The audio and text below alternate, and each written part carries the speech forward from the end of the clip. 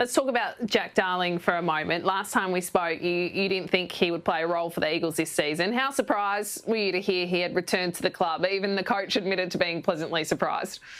Well, talking about people saying the wrong things on this show, I can't bag Robert Walls without falling on my own sword.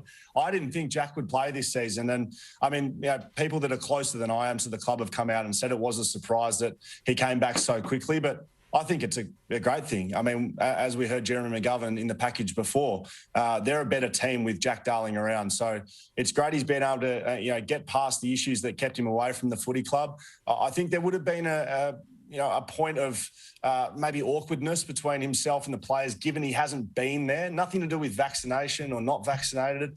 But the fact he hasn't done a pre-season with the guys, it would have taken about a day, an honest conversation, sit down with the players, this is what's happening, and we move forward from there.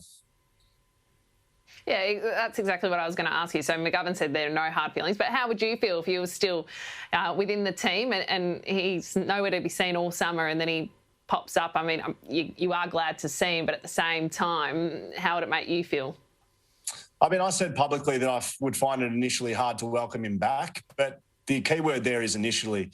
West Coast and any other football team in the AFL, they're in the business of winning, and Jack Darling helps West Coast win. So it doesn't really matter what the issue was. If it was vaccination, if he was sick, if he didn't like the colour red, it doesn't really matter.